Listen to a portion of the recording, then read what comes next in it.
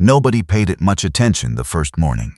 A 12-year-old boy out at the head of dry cedar draw before daylight, hauling rock out of a caved-in hole with a pry bar and a rusted coffee can.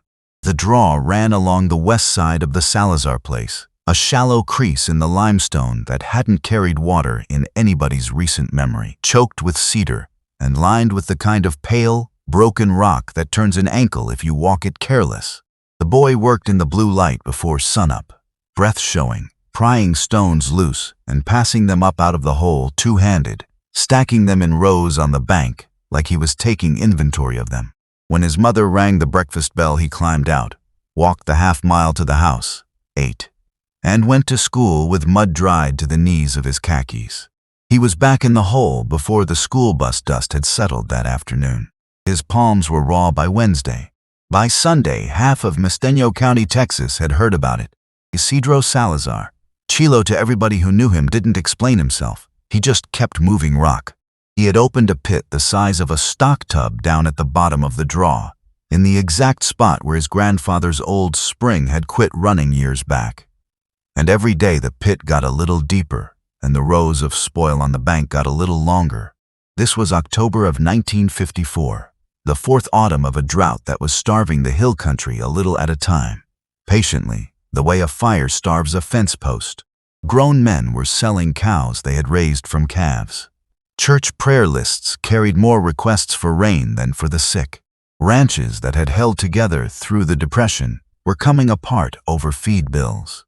And here was a boy on his knees in a dead spring hole before daylight, bailing mud with a coffee can, saying nothing to anybody.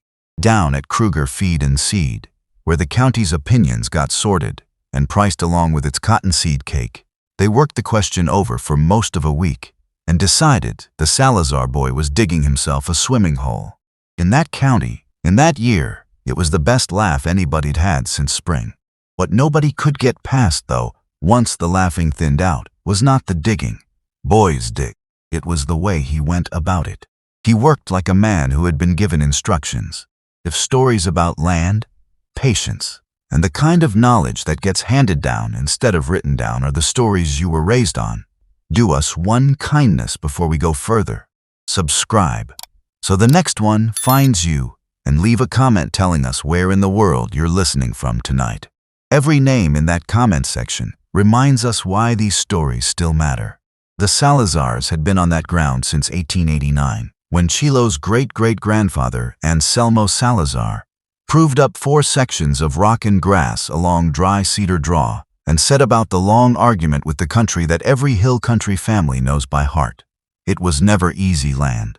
It grew rock better than it grew anything else, and what grass it made came up thin between the cedar. But it had one thing most places didn't, and that thing had a name. The old people called the spring at the head of the draw the Ojo, the eye, because that is what a spring is called in that country, and because if you stood over it in the years when it ran, clear water rising quiet out of a seam in the limestone, it did look like the land had opened an eye and was watching you back. Fermín Salazar, Chilo's grandfather, was born on the place in 1893 and ran it for better than 40 years. And the Ojo was the center of everything he did. In the drought of 1917 and 1918, when the county's tanks went to dust and men hauled water in barrels on wagon beds, Fermín watered better than 100 head off that spring and never missed a day. Neighbors brought stock to it in the worst weeks, and he never charged a man a nickel, and he never let a single hoof walk on the flat above the draw. And nobody ever quite understood why he was so particular about that one piece of worthless ground. The spring ran through the 20s. It ran through the 30s. It was still running, thinner but steady, when Fermín turned the operation over to his son Ramon after the war. Then it died, not all at once. The flood of 1949 came down the draw in the spring of that year and left the eye packed with red silt and flood trash, and the flow that worked its way back afterward was half what it had been. The goat market was strong just then, and like everyone else in the county, the Salazars were running more Angoras than the land had ever carried. And the flat above the draw, the one Fermín had guarded for 40 years, got grazed and walked and grazed again, because grass was grass and nobody remembered what the old man's rule had been for. By 1951, the Ojo was a damp stain in the rock in a wet month and nothing at all in a dry one.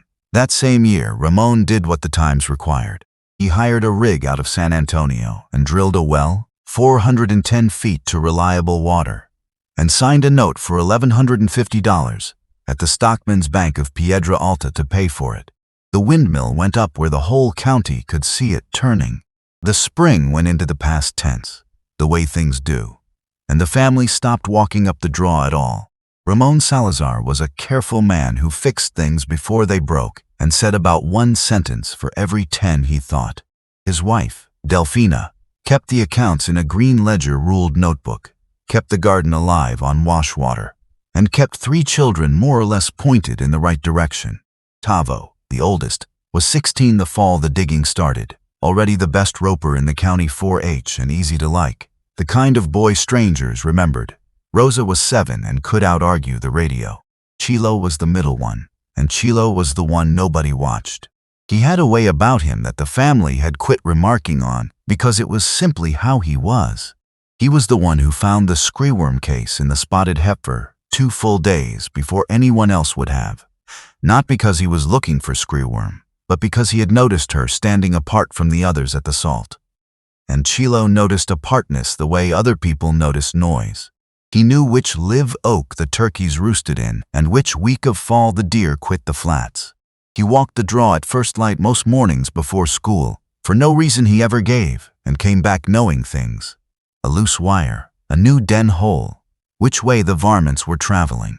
He watched, and he kept what he saw, and he rarely said what he was keeping.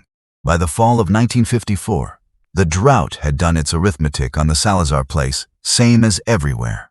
The herd that had numbered 84 mother cows in 1950 was down to 42, sold off a bunch at a time into a falling market to pay for feed and keep the note current. And the note itself had grown the way notes do in dry years. The well and 3 seasons of cottonseed cake and hospital money from when Rosa had her appendix out, all rolled together now into $2,610 that the Stockman's Bank was carrying at 6%. Twice a year, Ramon put on his town shirt and drove in to Piedra Alta and sat across a desk from Lloyd Teague, who was not a cruel banker but was a banker. And twice a year Teague renewed the paper and observed, in the mild voice he used for observations, that if it didn't rain by such and such a season they would need to visit about the herd. Everybody in 3 counties was having that visit. Ramon came home from those trips saying nothing, and Delfina would look at his face and write smaller numbers in the green notebook, and supper would be quiet. That was the table Chilo sat down at, 3 weeks after his 12th birthday, and asked his father for the old spring hole. He asked the way another boy might ask for an orphan calf to raise, plainly, with the request already thought all the way through. He wanted leave to work the head of the draw, and he wanted the flat above it left alone, no stock on it. And he would build the fence for that himself, and it would not cost the place anything but his own time. Tavo grinned at his plate. Rosa asked if they were getting a swimming pool before the question was half out of her brother's mouth. Ramon looked at his second son a long moment across the supper dishes, and whatever passed through his mind in that moment he kept, the way the men in that family kept most things. "Water your goats first," he said. "After that, your time's your own." That was the whole ceremony. Delfina looked at her husband and then at her son and asked Chilo, straight out, what he was after down there. Chilo said he'd show her when there was something worth showing. She studied him the way mothers study the quiet child, decided against pressing, and passed the beans. It was Tavo who told him the truth later that night, in the dark of the room they shared, and he didn't say it mean. "You know it hasn't run since we were babies," he said. "Papa drilled the well because it's gone, Chilo. Dead is dead." Chilo lay there a while with his hands behind his head. "I know what everybody knows," he said, which was not an answer, and Tavo let it go, because you learned to. The county did not let it go. Weldon Pruitt, whose place bordered the Salazars on the east, and who had been fighting the drought loudly for 4 years the way Ramon fought it silently, slowed his pickup on the county road the first week, and hung his elbow out the window and looked at the boy and the spoil rows for a while. "That Ojo's been dead since before you could walk," he called. A dead spring's like a dead horse, son. You can brush it all day. It won't get up. Chilo nodded politely, the way he'd been raised to answer grown men, and went back down in the hole. And Pruitt drove on shaking his head and told it at the feed store, and the feed store did the rest. It was Otto Kruger who gave the project its name. Kruger owned the store, ran the scales, extended the credit half the county was living on, and considered that these responsibilities entitled him to a ruling on most matters. The boy's mudhole, he called it, and it stuck the way a good name sticks. Men came in for cake and cubes and salt, and asked after the mudhole the way you'd ask after somebody's arthritis. Somebody said the Salazars were putting in a resort. Somebody said the boy had heard there was Spanish silver down there, and that one had legs for a while, because a treasure hunt at least made sense. A boy digging in a dead spring in the 4th year of a drought made no sense at all, and things that make no sense get laughed at in direct proportion. Not everybody laughed. Ernst Halbach, who ranched north of the Salazars and used words the way other men used cash money, drove past the draw twice a week all that fall and never once stopped and never once smiled. And old Cosme Reyna, who had cowboyed for the Halbachs for 30 years and was now mostly a fixture on their porch and at their branding fires, heard the mudhole talk one afternoon at the store and looked out the window in the direction of the Salazar place and said the only thing anybody remembered him saying about it that whole year. Boy digs like he knows something, Cosme said. Nobody paid it any mind. Cosme was old, and old men see meaning in everything. The work tried to break him 3 times that first year, and any one of the 3 would have finished most grown men's patience. The first came in November. Chilo had gotten down through 9 feet of packed silt and flood rubble, working after school in the shrinking daylight, baling seep-damp mud with the coffee can and hauling rock in a wheelbarrow with a wobbling wheel. And he was close enough to the old seam that the bottom of the pit stayed dark wet overnight. Then a cold rain came through, not enough to matter anywhere else in the county, and the cut bank above the hole let go while he was at school. Soft caliche does that. It holds, and then it quits all at once without negotiating. He came home to find 2 weeks of digging buried under a ton of rubble, the pit gone, the bank slumped in like a fallen cake. He stood looking at it for a long time in the cold with his hands in his jacket pockets. Then he walked to the cedar break and started posts, and spent the next 9 days shoring that bank with cedar timbers and cross braces before he moved so much as one more rock, because he had decided, apparently, that he was never going to dig the same dirt twice again. He was 12. Nobody had taught him shoring. He worked it out with a hand axe and a level borrowed from the barn, and the bank never moved again. The second came in February. The fence he'd built around the flat above the draw was brush and cedar stays and salvaged wire, a boy's fence, and 40 head of Angora goats found the weak corner of it on a Sunday while the family was at church in Piedra Alta. Goats are honest about weakness. They worked the wet seep ground at the head of the draw into pudding in an afternoon, punched it full of 1,000 small post holes, and were standing on the spoil piles looking satisfied when the family drove in. Chilo penned them without a word. Then he tore out the whole west line of his fence and rebuilt it, stretched wire this time. Cedar stays set honest. Corners braced the way corners are supposed to be braced. His father came out the second afternoon of that rebuild carrying the good wire stretcher and a pocket of staples, and worked beside him until dark, and never said one word about any of it. And that was the first sign anyone in the family gave that the mudhole had become something other than a boy's notion. Ramon never mentioned it at the house. But the fence got finished in half the time, and it was a real fence. The third was the cruelest, because it came dressed as the thing everybody had been praying for. In the second week of May, 1955, the sky finally gave Mesteño County rain, and gave it the way the 50s gave everything, all at once and wrong. A gully washer sat down on the county for one night, put 2.5 inches into ground too hard to drink it, and ran dry cedar drop bank to bank for 6 roaring hours in the dark. In the morning, the county's tanks had caught a little, and men were almost cheerful at the store. Chilo walked up the draw before school and found his pit, 8 months of mornings and evenings and blistered Saturdays, packed to the brim with red silt, smooth as poured concrete, with one of his spoil rows scattered 50 yards down the draw, like a busted string of beads. It looked precisely like the day he had started. Kruger heard about it by noon and said what the county was thinking. "Told you," he said. "Mud hole." That month there were evenings the boy sat up on the spoil pile after quitting, too tired to walk home, looking at a hole in the ground that the land had now taken back twice. It was Tavo, of all people, who climbed down into the silt with him the following Saturday, uninvited, carrying the second shovel, and bailed alongside him all day and said nothing about dead horses. Brothers apologize in their own currency. It was during the second dig out, that summer of 1955, that Chilo built the thing that made the county quit laughing quite so easily, even if nobody understood what they were looking at. He went into Kruger's store in June and counted out $7.35, most of it in coins, money he'd earned working the shearing pens in April and hauling hay for the Halbach place, and bought 3 sacks of Portland cement. And Kruger rang it up and asked if he was paving the mud hole. And Chilo said no sir and carried the sacks out one at a time. What he built over the cleaned eye, through July and August, was a spring box, though most folks in Mesteño County had never seen one and had no name for it.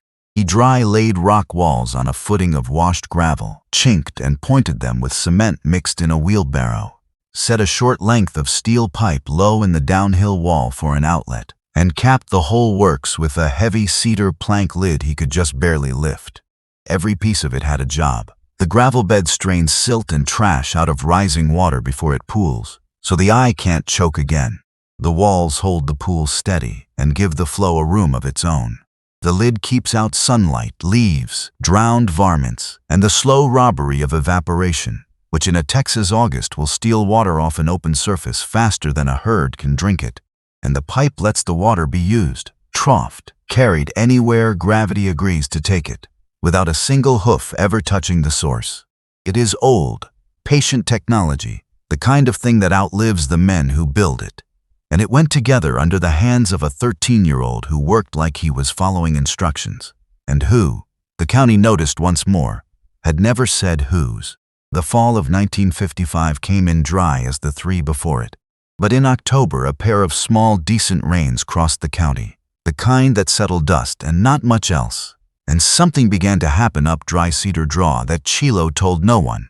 A week after the second rain, he lifted the cedar lid one morning and found a hand's depth of clear water standing over the gravel, and the wet seam in the rock face weeping steady. A wet weather trickle, any well man would have called it, nothing to bank on. It quit after 9 days. He kept the lid down and the fence tight and went on about his chores. But by Christmas, the trickle had come back without any rain to explain it, and steadied. And now the box that was dry at dusk was full at daylight, every night, quietly, like something in the dark remembering how. He measured it with the coffee can and a $1 pocket watch and told the number to nobody at all. The drought was not done. Neither, as it turned out, was the water. The summer of 1956 was the one the old-timers in Mesteño County still measure all the others against. The winter had come and gone stingy. The spring rains never showed at all, and by the middle of June the county had gone into the 14 driest weeks anybody had a record of. Stock tanks that had never failed in living memory went to cracked clay you could drive a truck across. The Nueces country heat sat down on the hills in the mornings and did not get up. Weldon Pruitt was out at daylight and dusk with a pear burner, singeing the spines off prickly pear so his cows could eat cactus and stay alive. And every man who owned one was doing the same, and the smell of scorched pear hung over the county like the drought's own flag. Then the wells started going. Pruitt's began pulling sand at 187 feet the last week of June. The Halbach well held, but Ernst quit trusting it and put his name on the list at Brandt & Sons, who were hauling town water at $9 a load and running their trucks 7 days a week. And there was a waiting list to be that lucky. It was Cosme Reyna, naturally, who noticed the doves first. Every morning at first light that July, the doves crossed the Halbach fence flying a straight, businesslike line to the south. And every evening they came back up the same line, and doves do not commute for pleasure. Dove flies to water in the morning, Cosme told Ernst Halbach on the porch, nodding down that line. Somebody south of your fence has got water that ain't on anybody's map. Ernst looked down the line, which pointed like a surveyor's stake at the head of Dry Cedar Draw, and said nothing, because saying nothing was his gift. But he remembered the boy who dug like he knew something, and he began privately to do arithmetic of his own. The other arithmetic that summer belonged to Lloyd Teague. The banker drove out to the Salazar place himself the last day of June, which bankers were doing all over Texas that year, and sat at the kitchen table with his hat on his knee, and had the visit with Ramon that he had been mildly promising for 3 years. The numbers were not complicated. The note stood at $2,610.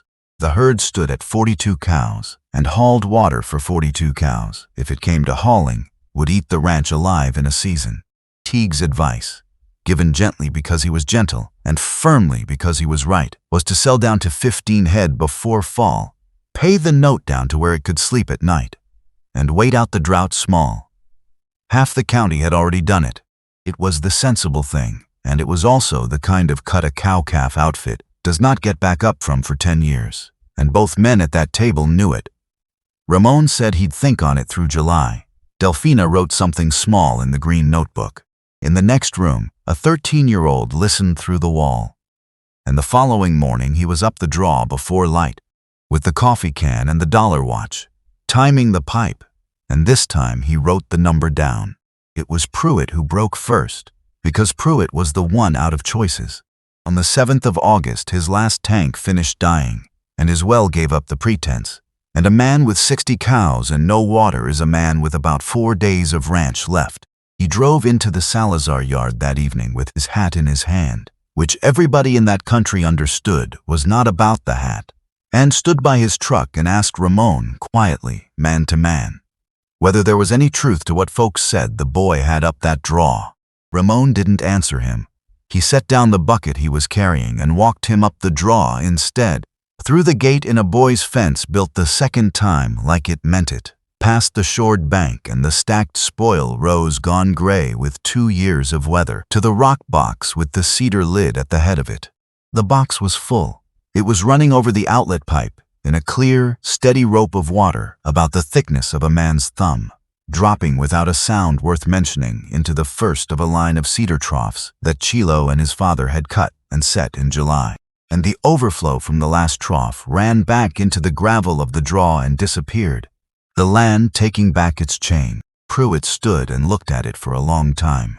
A hair under 4 gallons a minute, Ramon said, which was the first time he had said the number out loud to anyone, and the saying of it was its own small ceremony, measured morning and night since Christmas. It don't vary. 4 gallons a minute does not sound like much until a man in a drought does the arithmetic. And every man in that county could do this arithmetic in his sleep. 4 gallons a minute is 240 gallons an hour, better than 5,700 gallons in a day, every day, rain or no rain. A mother cow in that August heat drinks maybe 15 gallons a day, a dry cow 10, a goat 2.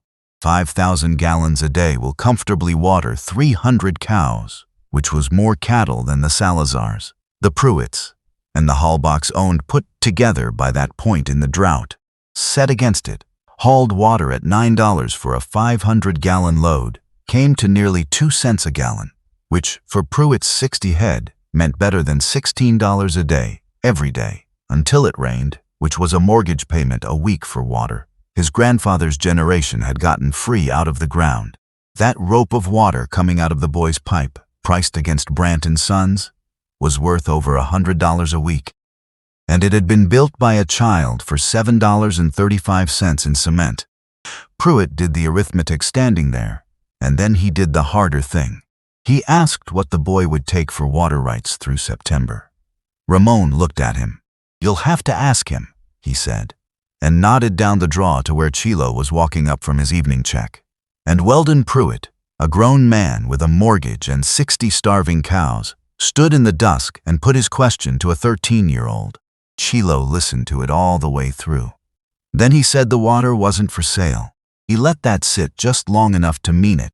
And then he said that Pruitt's cows could drink all the same, starting tomorrow. And so could the Halbachs if it came to that. And they'd square it in fence work and shearing help someday when it rained. Because that was how his grandfather had run this spring, and he didn't figure it needed running any different. Pruitt drove home in the dark and told his wife, and did not go to the feed store the next day, or the day after, because some things a man needs to keep off the scales for a while. By the end of August, there were 3 brands watering off the Salazar troughs, morning and evening. The herds brought over in rotation so the flat above the draw never carried a hoof, which was the one condition the boy set, and the only rule he ever stated out loud. The line of doves over the Halbach fence had company now, cattle trails cut fresh through dead grass, all of them pointing the same direction like iron filings finding north. And on the first day of September, Lloyd Teague drove out from Piedra Alta unannounced, stood at the troughs for half an hour watching 3 ranches stock drink in turn, asked Ramon 2 questions about the flow, and renewed the Salazar note, through spring without the herd ever coming up. Water on a place is collateral, he said, putting on his hat. First note I ever carried on account of a mudhole. It was the only joke anyone ever heard Teague make, and he had to come out to a pasture to make it. The reason the spring came back is not a miracle, and Chilo never once let anybody call it one. The hill country sits on fractured limestone, karst country, and karst country does not shed rain so much as it swallows it. Water falls on the flats, finds the cracks and solution channels in the rock, and goes down and sideways through the dark, moving along old dissolved passages, until the lay of the stone lets it back out somewhere lower down. A spring is simply the place where that hidden plumbing surfaces, and it can be killed from either end. Silt and flood trash can plug the eye where the water exits, which is what the flood of 1949 had done. And years of hooves can pack the recharge ground above until the rain quits sinking and starts running off, which is what the post-war goat herds had done to the flat Fermin Salazar, spent 40 years guarding for reasons he was never asked to explain. The spring had died of both at once. The boy had simply undone both, one with a coffee can and one with a fence. And then he had given the rock 2 years to remember its roads. The flow he got back was not new water. It was the land's old habit, restored. Otto Kruger drove out in the 3rd week of September, which he had never once in his life done for a customer, and stood at the troughs with his thumbs hooked in his belt watching another man's cattle drink the boy's water in the middle of the worst summer God ever sent that county. He watched a long time. "How'd you know?" he finally said, not looking at the boy. "Whole county knew that Ojo was dead. Your own daddy drilled a well on the knowing of it. How'd you know there was water still under there?" And Chilo, who had carried it for 2 years without spending a word of it, told him. The summer he was 10, he said. The last summer his grandfather was strong.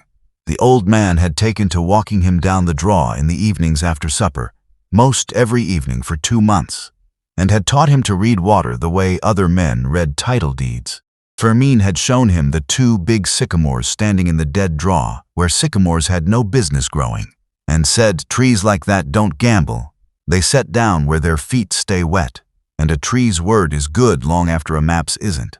He had walked the boy across the flat above, and shown him where the rain used to sink, and where the ground had gone hard as a barn floor under hooves, and said the spring didn't die down there, Mijo, it was smothered up here.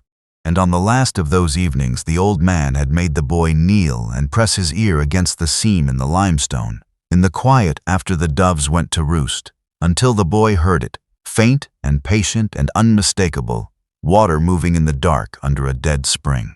Water remembers where it used to run, Fermin told him. Your job is just to clear the road. He died the following March, before the boy turned 11, and the funeral was large.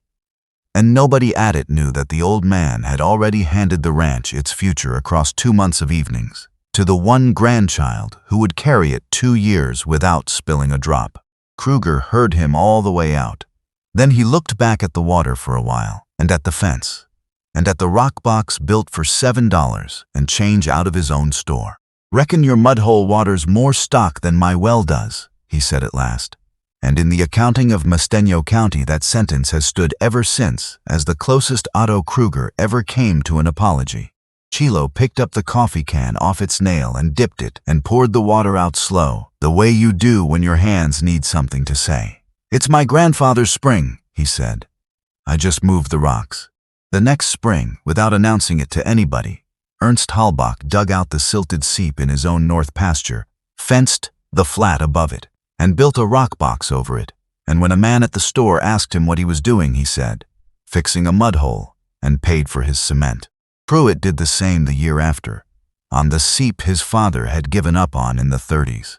The county agent came out to the Salazar place with a camera that fall and measured the flow and photographed the box and the fence, and wrote it up in an extension bulletin on spring development and recharge protection that ranchers in 3 states eventually read. And the bulletin credited the work, in print, to I. Salazar, which the family framed, mostly because of how hard the boy tried to stop them. The drought broke in the spring of 1957 with rains that made old men cry openly at the cattle auction in Piedra Alta, and the spring ran straight through the flood year, same as the famine years, a hair under 4 gallons a minute, steady as a clock, because it had never been about the rain. The Salazars never had the herd-cutting visit with the bank again. Years later, when the county soil survey was redrawn, the dead Ojo at the head of Dry Cedar Draw had a name printed beside it in small government type, Salazar Spring. Nobody at the feed store has called it the mud hole in a long, long time. The coffee can still hangs on its nail inside the spring house, gone thin and bright with rust, and 3 generations have known better than to take it down. I keep coming back to the thing that bothered the county more than the digging ever did, which was the boy's certainty. And how it wasn't really certainty at all. It was inheritance. Chilo was never sure the water would come back. He was sure his grandfather had been worth believing, and he was willing to spend 2 years of blistered mornings finding out which. That's a different thing than confidence, and I think it's rarer. Most of what we call wisdom is just love that did its homework. And the most valuable thing a family owns is usually the one thing that never shows up in the will. This story is true to life fiction, inspired by the kind of stories America remembers. All names, characters, places, and businesses in it are creative inventions, and any resemblance to real persons, ranches, or events is coincidental. Thanks for listening tonight. If this story stayed with you the way it stayed with us, subscribe so the next one finds you. And tell us in the comments where in the world you're watching from. We read every single one.